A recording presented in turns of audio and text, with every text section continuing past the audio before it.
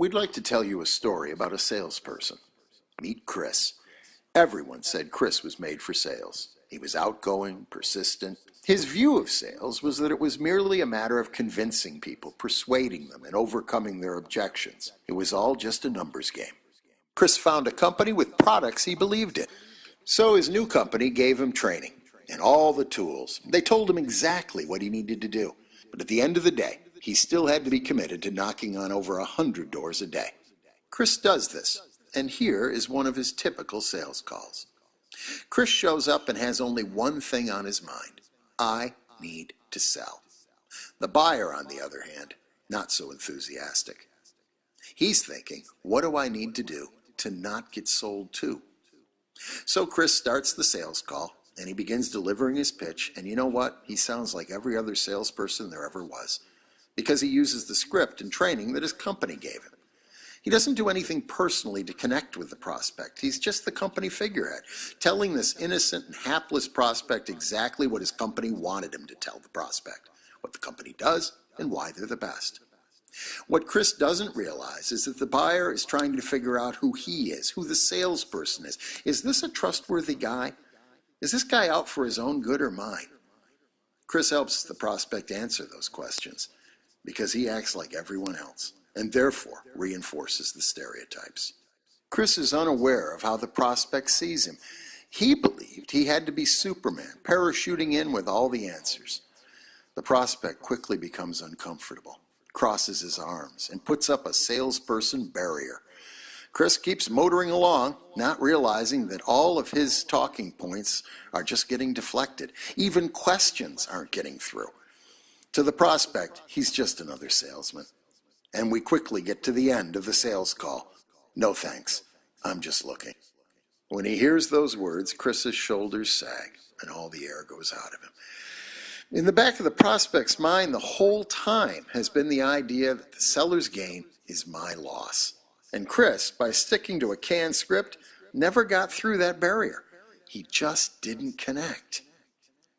Undeterred, Chris would knock on more doors, and he repeated this over and over and over again. He was doing exactly what his company wanted of him. He used the training they gave him, and he followed their model. And he said to himself, I better get used to it. It's all just a numbers game. You know, Chris actually did make some sales, not because he was that great, but because when you knock on that many doors, you're bound to make some sales. But the rejections kept mounting, and he realized that he couldn't keep doing this. So what he did was reflect back on the sales he actually had made, and he realized that in each of these sales, a connection had been formed with his buyer. He needed a way to put this into practice more often. So he decided to become a student of the game. And he wanted to find out, how can I get on the same wavelength with a prospect? How can I emotionally connect with someone on a human level, on purpose? The first thing Chris put his arms around was empathizing with the buyer's skepticism. He realized they put up barriers for very good reasons, and there had to be a way around those barriers. Next, he wanted to know how people made decisions, specifically buying decisions, and this led him to study the human mind. He learned about the left and right sides of the brain. The left is logical, rational, skeptical. It's adept with numbers and information, but it's the side of the brain that says no. The right side, however, well, that's creative, imaginative, visual. It's the side of the brain where we build trust. It's also the side of the brain where we say yes. He found the pathway that would get him around the left side and into the buyer's right side, and it was storytelling. It was a way for him to create an emotional connection, a way to educate, to inspire, to be hopeful. It was a way to build trust. He then realized he needed to learn the basic principles of storytelling, how to construct and deliver a well-thought-out narrative. He learned how to craft stories using a proven, universal structure of storytelling. He begins to build himself a toolkit of stories for any sales scenario. Stories about himself, about his company, and how a client could use his company's offerings, about other clients and successes that they've had in the past, and about lessons learned. Storytelling alone wasn't the ends, it was the means. He had to get the buyer's story. and he quickly saw that he was not a good listener.